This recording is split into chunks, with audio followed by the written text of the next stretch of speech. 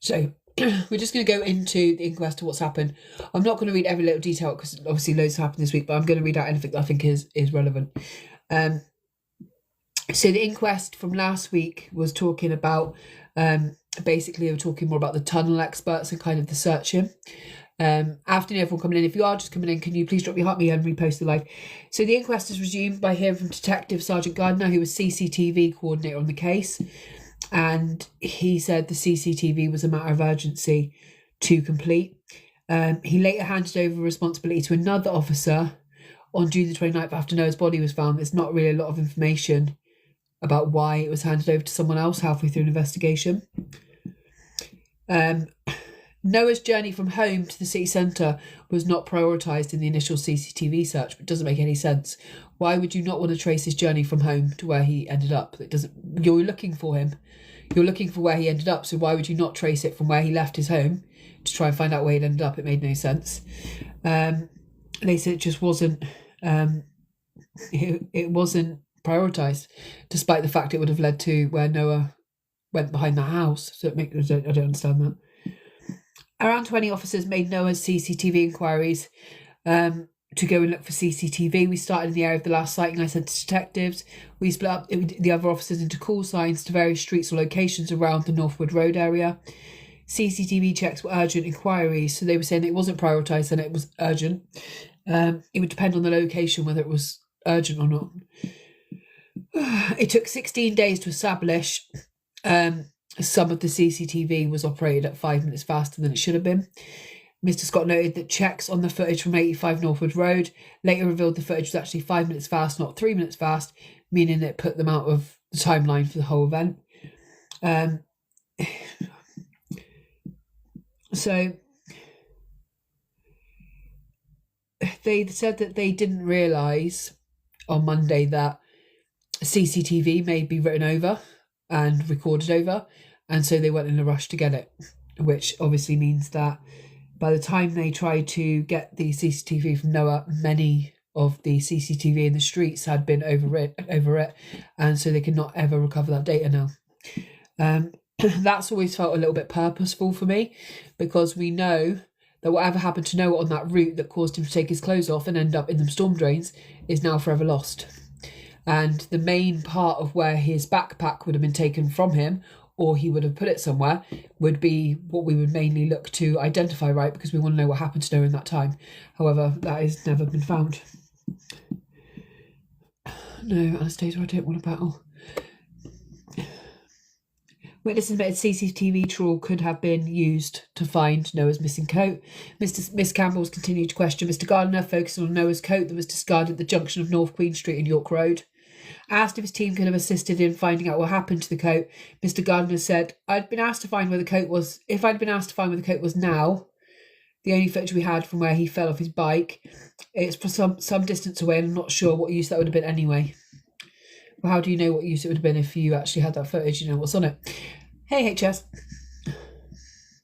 It just seems ridiculous that they're making these sweeping statements like, well, we didn't really need that footage. But how do you know you didn't need it?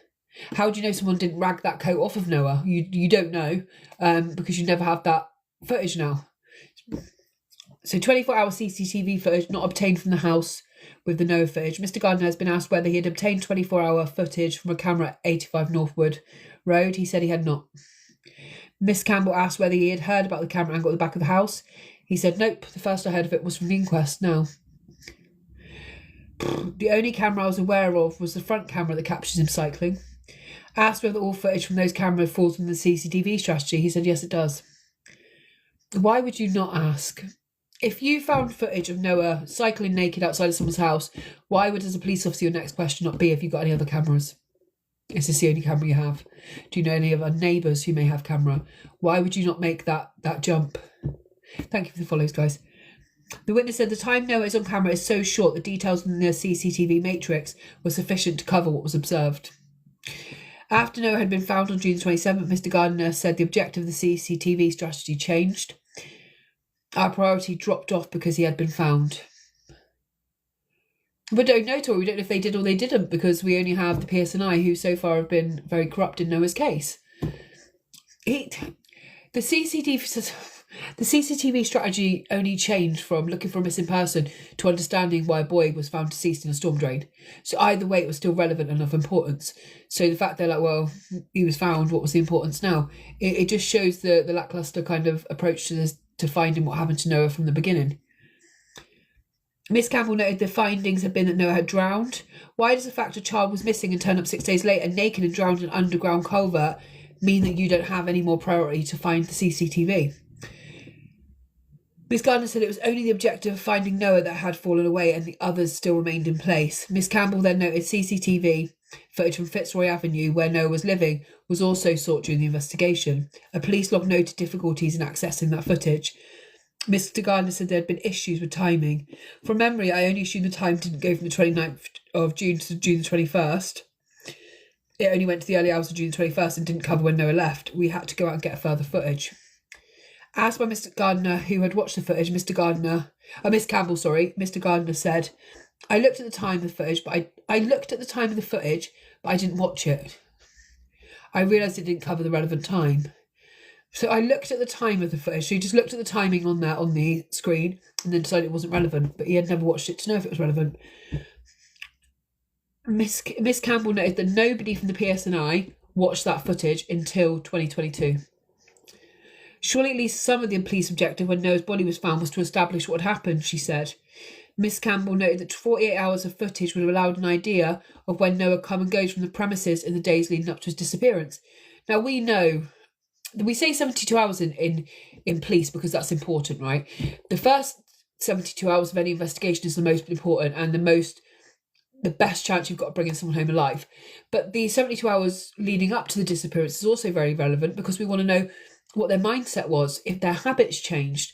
We want to see Noah on camera. We want to see, did anyone greet him outside of that door? So the fact that the PSNI weren't interested in establishing, up until a year after Noah's body remains were found, they didn't seem to be interested in answering any of those questions. My priority was just to obtain footage to allow us to carry out that line of inquiry. After he was found, the resources for viewing CCTV were returned to base. It would have required further action. Asked whether he thought that would have been valuable to know where Noah was and kind of how he had lived for the 72 hours prior, he said, I can't comment on that. Surely he can, as a man who... So then we go to Chief Superintendent Muir Clark. Okay. So Muir Clark is obviously a high up PSNI member. He was. His son turned out to be a criminal. He then went to Antigua and other countries to work over there rather than in Northern Ireland. And there's been some kind of things around him. I don't know if you guys know who Muir is, but there has been some things around him. The inquest has now heard from former PSNI's Chief Superintendent Clark, who has given evidence via video link. Mr. Clark told the inquest that the relevant time his responsibility did not extend to CID or operational support. I was never the senior investigating officer in the Noah Donohoe investigation, nor was I senior in charge of overseeing the investigation. I had in the past been head of the roads policing, had a great level of media experience. Mr. Clark said his information for the public statements made at press conference while Noah was missing had come from a number of sources. What on a particular daily briefing, another was a specific briefing before an appearance on the Nolan show. He also took information from press statements prepared by police media in Belfast in his observation of the case conference relating to Noah's disappearance. Hello, Shazzy. Mr. Clark had appeared on the Nolan show on June the 24th to discuss Noah's disappearance before receiving a briefing beforehand. The witness said he had first given a press conference on the same date.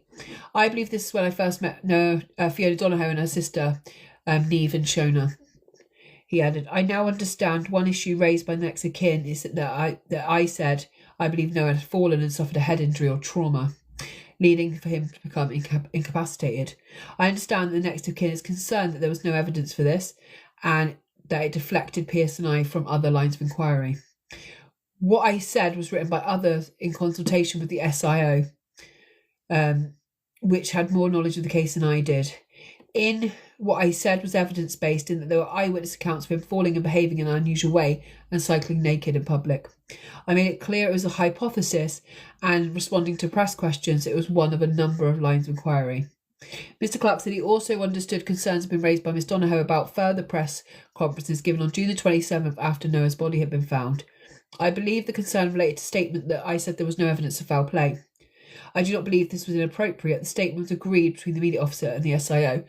And this is where Fiona has problems with, you'd only just found Noah's body. You announced you found his body very quickly. And without an autopsy, you've already announced to the whole of Northern Ireland that there was no signs of foul play. And that's something I always say in water deaths, right? I'm always saying to you guys, like, how do they know this wasn't foul play? They haven't even had a chance to find out if there's water in the lungs yet. They don't know what's happened here. And I can understand for Fiona that's very frustrating. Especially with this constant thing of the head injury, when actually on day, 2 or 3 of this investigation, this inquest, we heard from the lady who apparently said he had a head injury. I never told you he had a head injury. I never told you that he looked like he'd hit his head. I didn't say that. I said he dropped his coat. So all of the information that he's saying that they gathered, thank you, Tricia, from witnesses, apparently they didn't, because it never happened.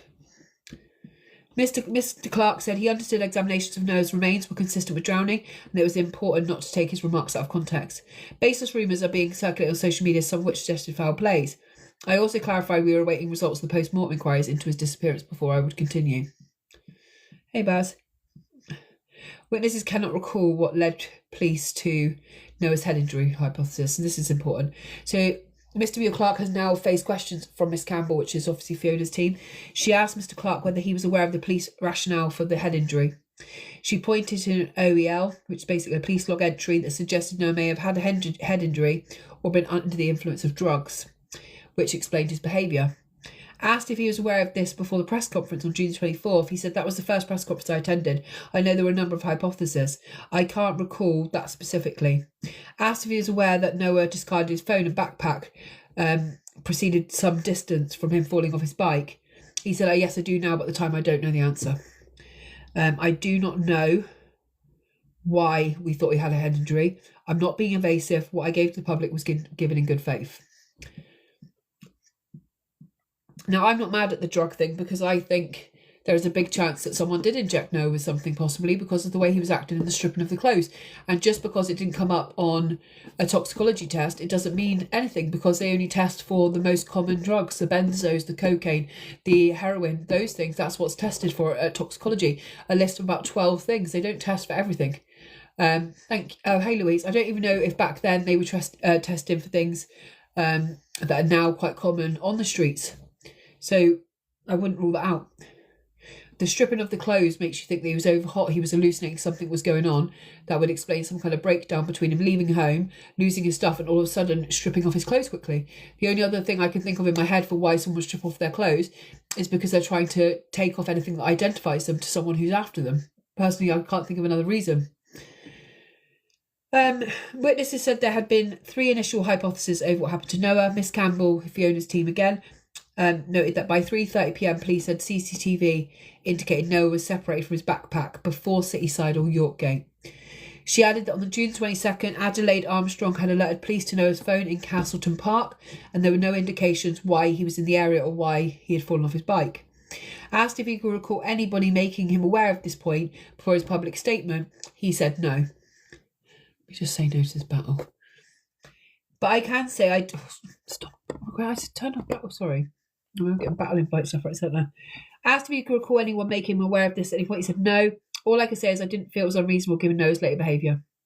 Miss Campbell asked Mr. Clark if he had seen Amanda Seenan's evidence about Noah falling off his bike. Noah was not part of the investigation. I played the part of interacting between the investigation and the police. In response to a further question from Miss Campbell, Mr. Clark revealed there had been 3 hypotheses. One, that he had sustained a head injury, another that he had voluntarily gone missing, and a third that there had been a third-party involvement. Asked by Miss Campbell whether hypothesis without evidence is just speculation, Mr. Clark agreed that it was. The witness also accepted he had promoted the head injury hypothesis between June 24th and June 26th by spreading that information to the public. I understand Amanda Seenan, had seen him fall off his bike. The SIO may have hypothesised he sustained a head injury, which I don't think is unreasonable. You would take into consideration, though, wouldn't you, the fact that he got back up afterwards, he cycled fine afterwards, he had a helmet on protecting his head, and you didn't have any witnesses who came forward, now we know from the statements, to say that they thought he had any kind of head injury. If anything, he seemed to have quite a minor fall off his bike. He got straight back on. The only weird thing was they beeped him and said, "You've dropped your coat," and he looked like panicked or whatever, and he just carried on riding. He didn't go back. The inquest is still going on. Witnesses asked for more about the hypothesis over Noah's disappearance. A clip of a question and answer involving Mr. Clark on Friday, June 26th has been played. Miss Campbell asked whether he accepted that on that date no other hypothesis was being advanced in the public, apart from him having a head injury. "Yes, I was asked not to do that," he said. Miss Clark read a quote from the press conference given on June 27th that covered Noah's body being recovered. "It is disappointing that I again need to comment on people circulating rumours about Noah's disappearance that are completely without foundation," Muir Clark said at that time. "An investigation into Noah's disappearance is continuing, but there is no evidence to suggest foul play." Miss Campbell pointed out there were lines in police documents that stated that statements have been cleared by Muir Clark to be passed out to the media. Following question from Miss Campbell, he clarified that meant it was agreed press statements by the media officer and the SIO. So then he just goes into more detail with the PSNI's lawyer about the head injury again. So I'm not going to go too much into that because he's just repeating what he's already said. Then we go to Tuesday. So we're going to Tuesday of the inquest. Now, obviously, we do understand that we can't speculate at the moment, so we're not going to overly speculate. So there's loads of thoughts I have on this inquest, but I do not want to cause any issues. Now, Fiona does know I'm covering the inquest.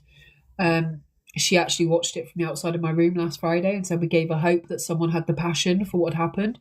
And she said, like, you were so passionate and listening to what was being said, and I'm just going to stick to that we're not going to speculate because I don't want to cause any issue. At the end of this inquest, when we have all the information, I will either be really happy or really furious, but we will be going in detail and pointing out where things have gone wrong in this investigation and why Noah's not getting justice.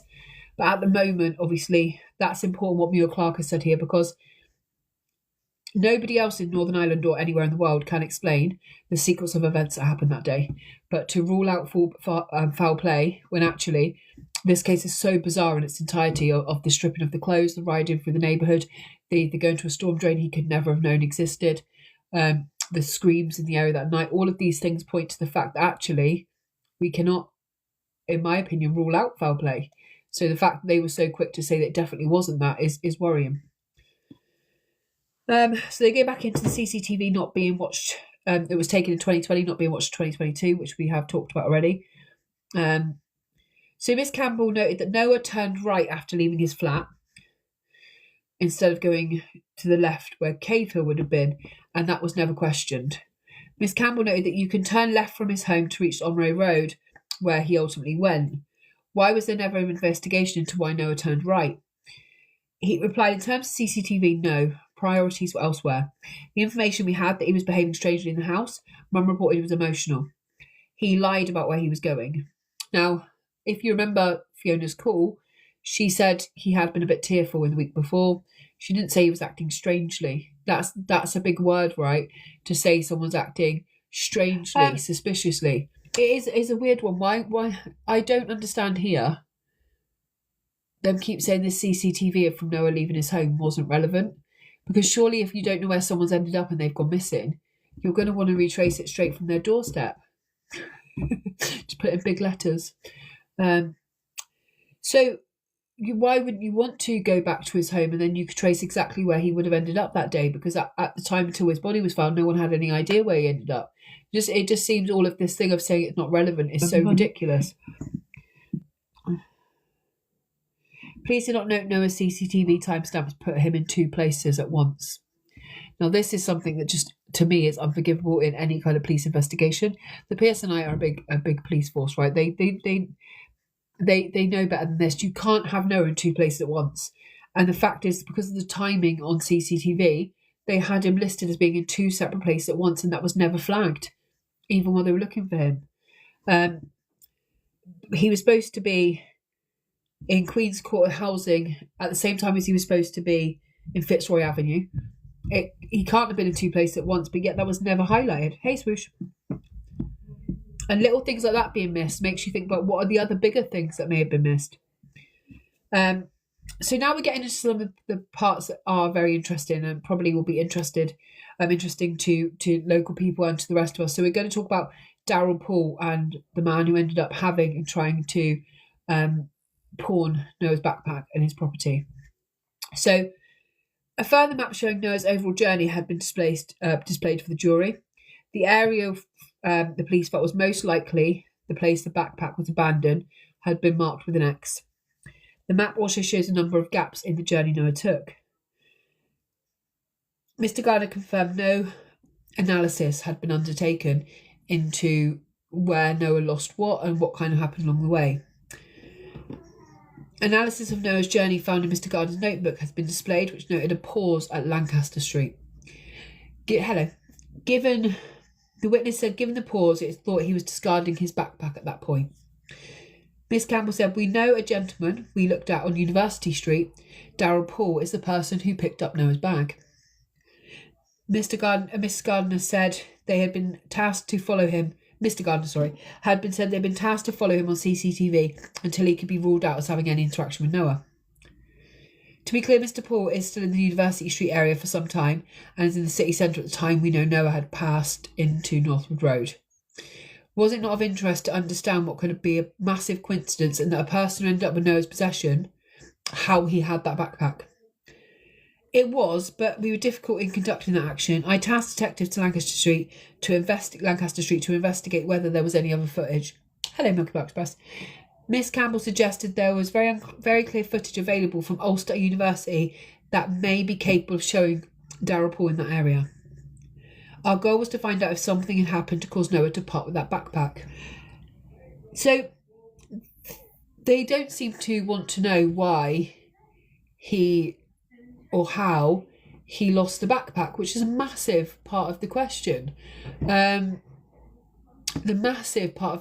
Because just because you can't see Darryl Paul coming up upon him again on that CCTV doesn't mean he was working alone, doesn't mean there isn't something going on here. You still need to explain how a convicted drug addict, burglar and criminal got to be in the possession of Noah's backpack. What are the chances that a drug addict who is known to pawn people's stuff, burglarise their homes, thank you Megan, is like, oh, a backpack with a laptop in, that's a find on a university campus, because that's where drug addicts always are. They're always chilling in the library, chewing books, reading dictionaries. Like, come on. And Darryl, who was known to live or frequent the drug house opposite Fiona Noah's home, where he went out the night before and came back without some of his stuff. So let's look if there's a correlation here between Noah leaving his home and losing some items of his stuff, and then the next day Noah going missing and a well-known drug addict and burglar ending up with his property.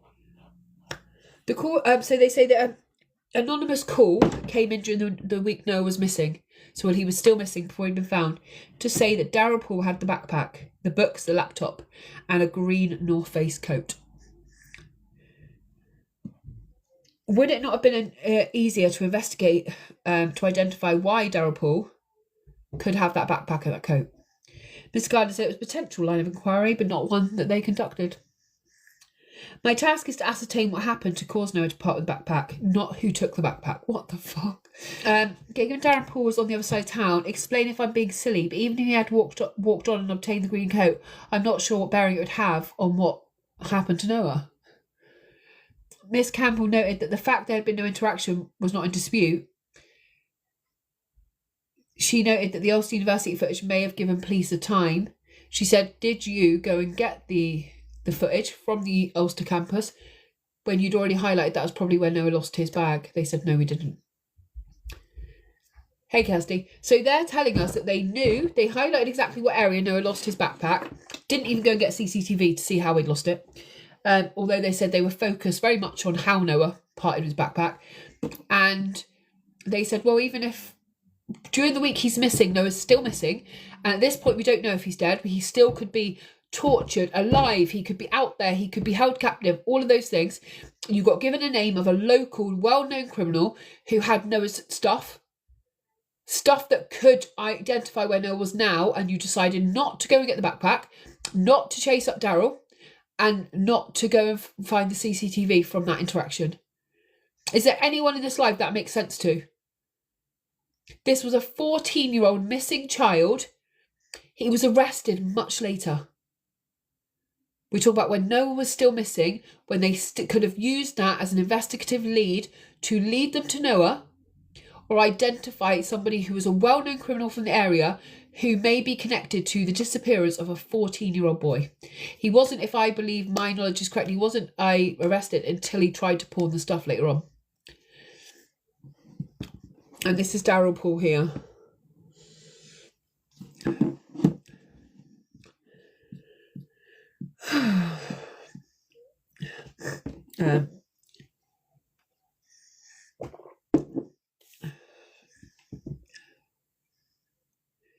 Asked why they didn't collect more CCTV which would highlight Noah's journey, they said it didn't fit in with the objective of finding his coat. Noah was found in a storm drain deceased back in 2020. So you were more invested at this point of finding the back of the coat, rather than Noah. You were ruling out any CCTV where you couldn't find the backpack or coat. I don't get that. Ms. Campbell asked how having gaps in the CCTV could help with the over-investigation. And they said, well, you look at the footage before and then after, you need to decide what to send. So he's basically saying we didn't know what was relevant or not. So instead of not knowing what was relevant or not and taking all of the information, which we'd then have it, they've just not collected so much CCTV that hundreds of cameras throughout that city are missing, and they will never know Noah's complete journey. Some people are weird.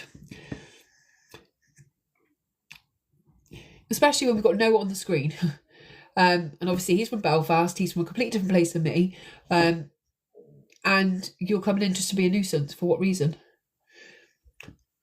So they say it's very difficult to track someone across the city in 24 hours. Mr. Gardner is now facing questions from Donald Lunny, counsel for the PSNI. And he says, look, it's very difficult to track the CCTV for 24 hours. It's not.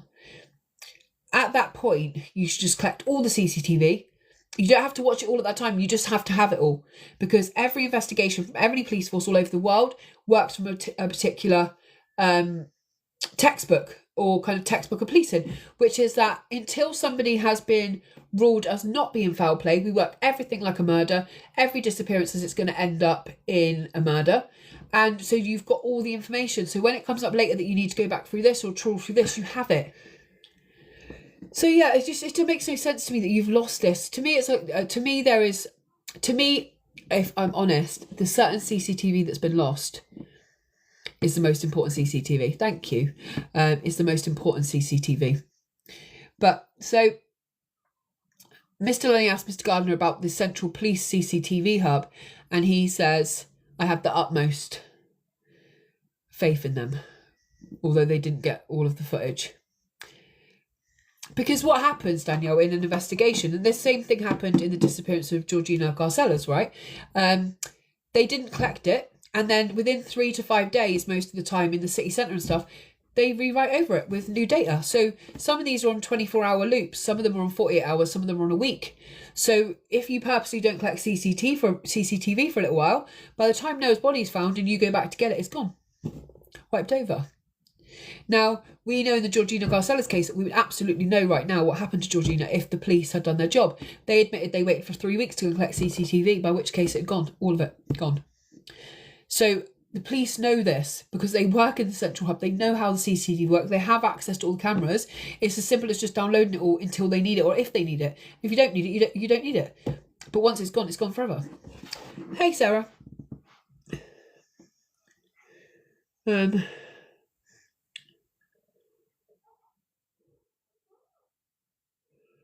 They say that they don't think they ever had so many people working CCTV investigation, but yet they still didn't get what they needed. Counsel for Daryl Paul, the man who ended up with Noah's backpack, said that he has an application granted to lift a reporting restriction placed on discussion held in court on Monday.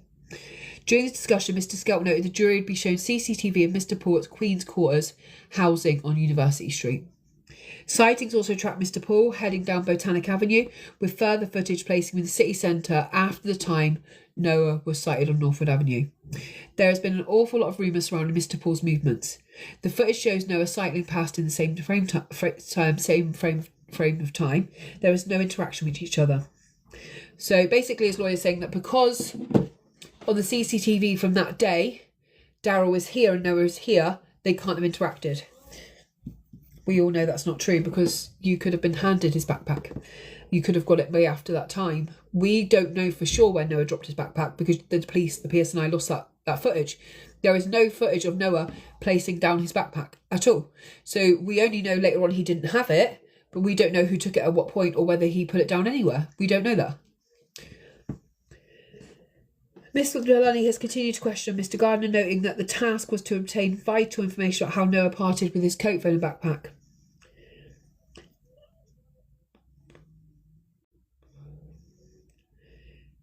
He alludes to the fact that Noah's journey went through an area with disused buildings, and that explains CCTV gaps, apparently. I'm not sure how. Miss Campbell has again questioned Mr. Gardner about the CCTV, and Mr. Gardner says, I wasn't aware that Noah's mum had any concern about the CCTV footage. Yet she's been campaigning for years to know what happened to her son and why there's missing CCTV footage. So the fact you don't know that, when the whole of the world knows that. So that's Tuesday. That brings us to an end. CCTV time checks completed by different personnel using different methods, and that's how there was 2 different lots of CCTV with 2 timestamps, which is crazy. So the inquest then played BBC's documentary featuring Noah's rescue service search for Noah. The inquest has now played a short BBC documentary featuring the Community Rescue Service, this CRS, called The Search. It's on there, Fiona Donohoe has featured in the programme, saying the word joy just encapsulated Noah. She told viewers how Noah went missing on June the 21st, 2020, and was supposed to go to Cave Hill to meet his friends. He got on his bike and I was able to hug him and tell him I loved him. I phoned and I knew he wasn't answering his phone, that something wasn't right. Then it goes on to talk about the search footage. Mr. McCarry, who was one of the search volunteers, said, we were looking for Noah, also the bike and also the backpack. When it's someone young or a child, there's a real sense of urgency. They put themselves in my shoes as a parent, Miss Donohoe said, and they went out searching. I was very grateful for the people going out searching for my son. Footage from the documentary showed the moment when Mr. McCarry informed volunteers that Noah's body had been found on June the 27th. Cheers and applause could be heard from the volunteers at the vigil organised in Noah's memory following his death. Mr. McCarry said it was the most humbling experience I've ever had in my life. Towards the end of the clip, Miss Donohoe said the CRS volunteers were the epitome of humanity, a beauty in a horrible place, a light in the darkness in so many ways, she says. I absolutely adore Fiona Donohoe. I've never met anyone who can see beauty in such dark places, who could be so grateful, who halfway through an inquest to find out what happened to her son is promoting other parents like Stephanie in her journey for justice for Reese Bonner. It just absolutely overwhelms me, just the kindness that she shows people, and the way that she's able to not even have a full cup herself because of her loss, but yet she's always given to other people. Anyone who doesn't know who Fiona is, please go watch the James English podcast, because you'll never truly understand. She contacted me midweek this week to tell me, like, it's time you got your own podcast and it's time you use your voice to help more people. And this is a woman who doesn't need to care about my career or what I'm doing. She doesn't need to contact me. She's halfway through an inquest, and which is the most harrowing time of her life. But she's constantly like this, and I imagine that's exactly why Noah was the kid that he was, because of her. Because look how beautiful their bond is. Her videos on here, she has a page called Fiona and Noah. Please follow that. Please go and follow some of her posts, repost them, share them. Like she's my hero, honestly.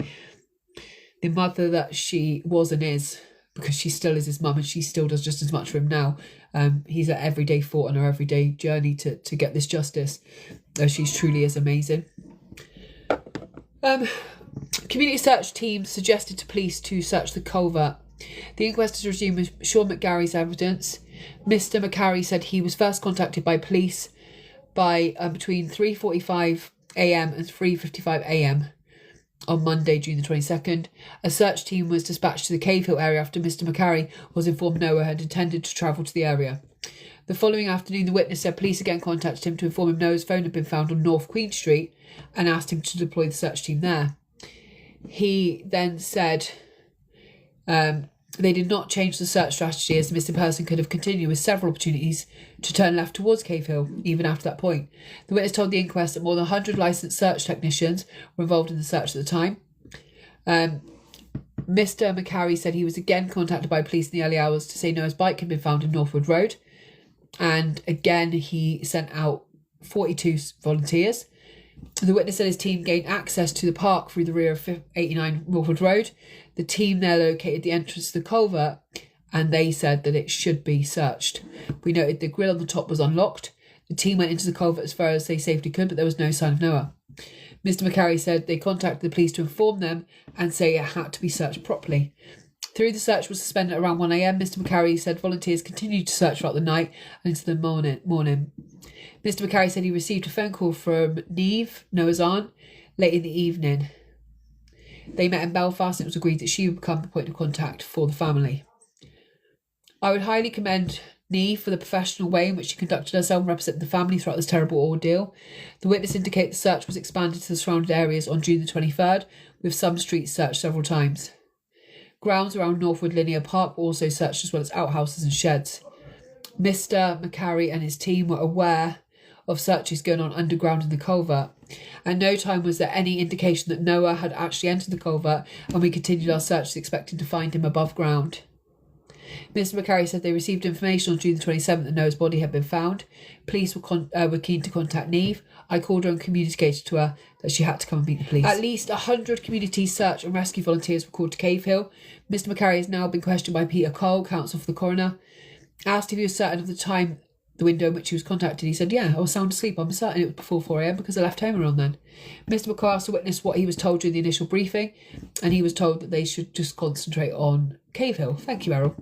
We had a description of Noah. We were looking for a 14-year-old on a bike. Mr. McCarry said he was tasked with the Belfast team at Cave Hill while he made his way to the area from his home on the north coast. He said, "I searched Cave Hill because there was nothing to tell us that we needed to search anywhere else at that stage. No one seemed to have seen Noah anywhere else. We put everything we could into Cave Hill. At least 100 volunteers. If we had 500, I would have used them all. There are around 460 acres that are passable. The rest is something like a jungle." Asked why they were called to Northwood Road, they said that was after Noah's bike was found. Thank you everyone for all the gifts and stuff. It just means we could do true crime full time. I'm not always just reading from Inquest. We do a lot of stuff on here. Information from Noah's phone led searchers to North Queen Street. Mr. Cole said he asked Mr. McCarry if it was the discovery of Noah's phone that led them to North Queen Street. Thank you, Molly. The witness said they had asked to cover a large area covering North Queen Street down to Cityside and also along into Sailor Town areas towards the docks. When you get information from a phone, it gives you a general location. North Queen Street is a long street and we were going to use the whole area to search. So they said after Noah's bike was found, that was a massive step forward in the search, which obviously it would be any time you find anything new in a thank you guys, in a disappearance, you would be wanting to go to that area. So this one here. So we're into yesterday now, so it's not much no more to go. Mr. McCarry is now taken through a number of maps through the Northwood area. He says, if we get through it, becomes a possibility for us. We searched entirely around that as much as we could, and we had searched partway into the tunnel, and then we told police that they would have to take over that area because they're a search team. They're not culvert trained. I'm reading it from the the Belfast Telegraph. So I'm just reading it from here for the moment because it gives you a breakdown of everything. And I just want to tell people here with a pinch of salt, because we only get given what the media are giving us. We're not being given everything, because I know in the beginning Fiona posted a video. She has taken it down since. There's the only place you can get it from, only God can judge me, because it's an inquest that's happening currently. She did put up a story that kind of said, "Oh, you're not getting everything, you'll just get what the media choose to give you." So I am wary of that as we go through it, but we do get the kind of main scope of who is on the witness stand. So Public cooperated when told numbers involved in Noah's search made processes difficult. Mr. Cole has asked Mr. McCarry about the presence of the general public in the area around the search. And he said, look, we had full support from the public. They did all they could to help us. We know yet last week in the inquest, the PSNI tried to use the public and the searchers trying to help to find Noah as like they were such a nuisance. That's why they didn't get to the culvert sooner.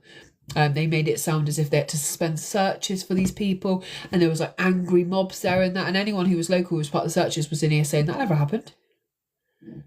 Like, we were people searching, we were asked to search, but we certainly weren't angry at anything. We were encouraging searching. So, you know, volunteers shouted and waited at culvert entrance in search for Noah. Mr. McCarry is now facing questions from NISA on behalf of the Department for Infrastructure. Asked whether it's immediate apparent you could get through, he said some areas were wider than others in the culvert. I had to carry out experiments to evidence with my own eyes. The only person to get into culvert was a person who was harnessed and trained. He went on for a short distance, and he could only go up as far as he could. Oh, I hope it all went all right, Fiona. Mr. McCarry confirmed volunteers would have been wearing personal protection equipment when they made their way through through the park and into the other streets. We based our search on finding Noah alive, but we couldn't ignore the possibility he had entered that culvert. It seems, for me, there seems to be so many people who are just thinking the only place he can now be is in that culvert, but yet they waited for so many days. And knowing now that on the 22nd and the 23rd they had calls that somebody had taken Noah's backpack, that someone had his stuff, it just seems really strange. And we know from week one where neighbours from that area,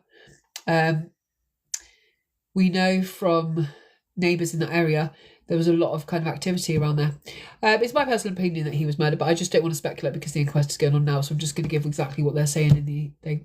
Mr. McCarry has faced questions from Mr. McCarry from Donohoe, on behalf of the Donald from the PSNI. He's just basically claiming again that they asked him to search Cave Hill, and then when it became apparent the bike had been found, they moved on.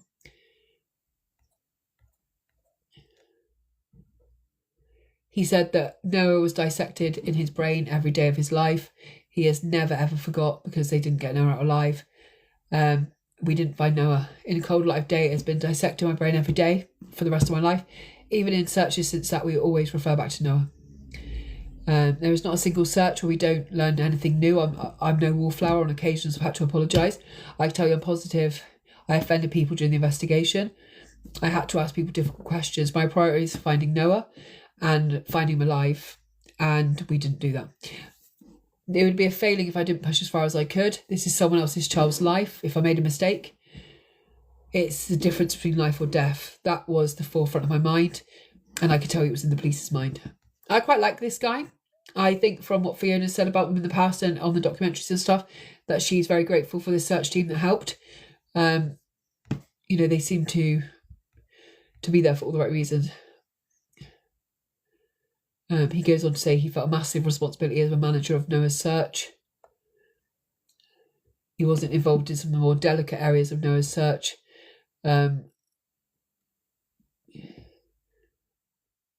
call came on the June the 22nd to move it from a medium to a high risk, which it should have been from day one, because we know that I think that's, if it's not the case, Rosie, tell me. We know that it should have always been high risk. We have a 14-year-old who's missing out of the blue, who is then spotted falling off his bike and losing all of his clothing. So you would think that it would always be. Any child that goes missing when his mother is telling you this isn't normal. Miss Campbell has now asked the information available to Mr. McCarry on the initial call out. She said more information may be helped to direct the search.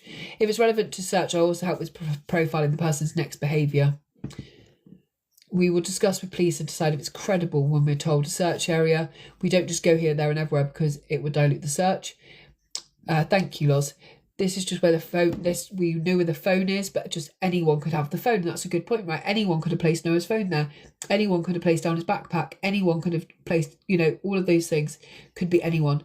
We also know because of the placement of the shoes, the bike, it doesn't necessarily mean that Noah placed them. Standard response. We had solid information from Noah's mum and said that he was going to Cave Hill, which obviously that's what she believed originally, and that was no Cave Hill at that point was where they were told until CCTV told a different story. Miss McCarry has been asked to explain the difference between the last place seen and the last known point. He said the last place seen is referred to where a witness has seen a missing person, while the last known point was based on actual information. I know, Maria, it's so frustrating. I was hoping this inquest was going to uncover those. That's what I was hoping for. He explained that Northwood Road became the last known point due to the CCTV footage. So we know this is true, right? The last place seen is eyewitness testimony, and that could be true or false or a mistake. So the last known point is not only phone data, CCTV, all of those things are important. That are definite. Bye, Errol. Bingo moment when Noah's bike was found, which meant they could redirect the search. We all know that. Miss Campbell noted that getting the information that Noah was on CCTV at Northwood Road was a boost for the search.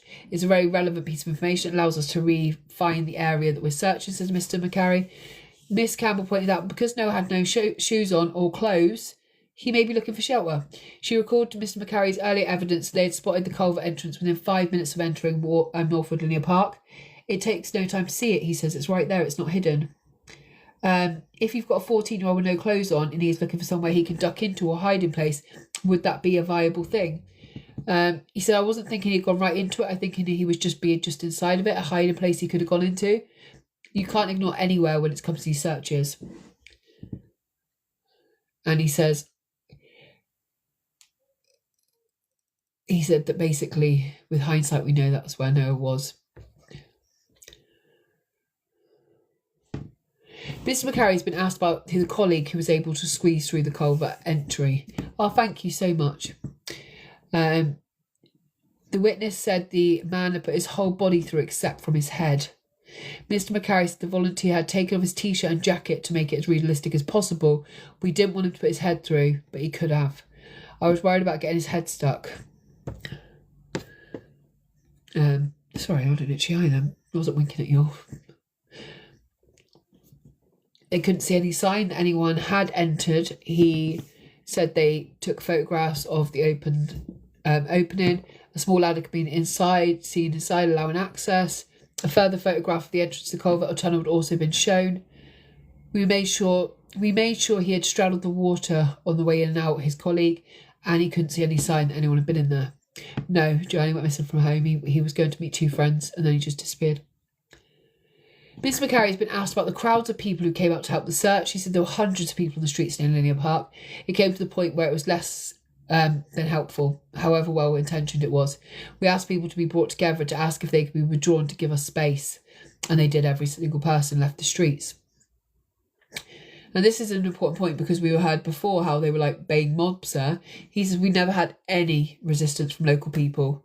People came out because they wanted to help and they left when we asked them to leave. Mr. McCarry told the inquest he encountered some problems with people coming in from outside the area. There were individuals who came from outside the area who believed they needed to insert themselves into the search. This has to be questioned, right? Why would people come from outside the area to insert themselves into a situation in a less than positive way? Are they misdirected? So all of those things, that will have to be later explored. Search leader agrees phone data could have shifted focus from Cave Hill. Ms. Cameron asks hypothetically if McCarry was aware of the telecoms liaison unit map shows that Noah's phone ping meant that he was never near Cave Hill. And this is really important because during the time when he was missing, it doesn't seem likely that they tried to trace where his phone was going to go in, what direction. An entry timestamped 3:25 a.m. indicates incoming data for Noah's phone between 4 p.m. on June the 21st and 3 a.m. on June the 22nd had been acquired. It noted a series of calls and texts from his mum, which obviously we would expect him to see. Asked if he had wanted to know this when police first called him, he said he would have been expected to be told about this. You wouldn't have putting boots on the ground in Cave Hill with massive numbers, she said, if you'd known, but he wasn't in that area. He said, I can't disagree with your statement. She said Noah's mum doesn't know why at 4 a.m. you weren't told about the maps that said that Noah wasn't at Cave Hill. She doesn't know why it wasn't matched with CCTV, and she doesn't know why any officers missed her son at Grove Leisure Centre. She is concerned that if it hadn't happened, the dot on the TLU map would have been on Grove Leisure Centre and the radius would have expanded to include the clothing and the bike on Northwood Road. They would have identified at least 12 hours before you got sent to Northwood Road, and he agreed that the facts presented that they... Hi, Michael, you okay? That they weren't in the right place at the right time because they ignored the phone date. I just don't get it. I don't get it. So... we're at 2:47 today here. Police log said phone ping offers no useful search area in Noah's case. The inquest is resuming. Mr. Lunny again asking Mr. McCarry questions. Mr. Lunny said that he noted 2 pings recorded on the map, one on North Queen Street at 7:41 on the Sunday evening, and another in South Belfast at 8:10 that evening. So where is South Belfast in relation to North Queen Street, guys? Can someone answer that? Because I literally the area. Was someone where he lived. Right, okay. So how is his phone pinging at Sunday evening at 7:41 in Northwood and then pinging half an hour later in South? The timestamp on the South Belfast ping on email is 2:24 a.m. and then again at 3:18. Thank you, Yaz. So... I was aware he did not have some clothes. It's so quick, the information flow was very quick and couldn't like to think there was any delay on it. But there was some delay, wasn't there? Because he was sent to Caveville instead. Phone ping Jerry text from Noah's mum. So this is a bit more on the phone ping data because this is information. This is interesting. So it says... Miss Campbell's risen to ask further questions in relation to mobile phone pings, and this obviously she's working for Fiona, so this is what most important. Miss Campbell said in the North Belfast ping in York Street, North Queen Street area, it was a cell site and it was generated by a text message by Noah's mum. So basically, when your phone is kind of just stagnated, it's doing nothing, you may not pick up a ping. But when a message is sent in, your phone will receive that off of a tower, so it will give you a location, okay? Because of a text message that arrives on the phone, if a phone is ringing out, it may not register on a cell site unless it perhaps goes to voicemail. And this may be the way there's nothing for unanswered calls. She said the second ping was not a cell site. It is important to make the distinction. They're very different things. They have all the pieces of jigsaw. They haven't put them together. It doesn't make a lot of sense, that. The first one does, to be fair. The inquest is now hearing evidence from Mr. Owen McGivern from the Department for Infrastructure. The culvert is not a storm drain, he says. The inlet structure facility is the transition of flow of water from the open water course into the culvert. He said the water would have been around 100 millimetres deep in that point, with upstream water being slightly deeper at 200 and 300 millimetres. The inquest heard there was 18 manholes in total from inlet to outlet on the 995 metre culvert. For the first 242 metres, the pipe is 900 millimetres in diameter, with Mr. McGivern likened it to the height of a kitchen counter. At around manhole 12, it narrows down to 750, thank you Lulu, 750 millimetres, the height of a desk, before opening up at around 1200 millimetres for 151 metres along the translink yard. The culvert then continues via 3 pipes of 1350 millimetre diameter in sum. So he's just kind of explaining the actual breakdown of the culvert. A second statement given by Mr. McGivern on February the 10th of 2026 followed on from the access in the area behind Northwood Road. He noted a number of properties on Northwood Road had created their own access to the area behind the property. Mr. McGivern pointed out that 93 Northwood Road had created access to a separate portion of land. I do not believe this has changed since 2020. During a site visit, I observed this land was a discrete area not directly accessible to a number of properties. To gain access, a person would have to remove the barbed wire and break open a section of fence. It'd be very challenging for someone to climb over the fence. But did we not also ascertain in the beginning of this there were several walkthroughs to this culvert and also even coming in off another street? So the inquest is now concluded again now until Monday.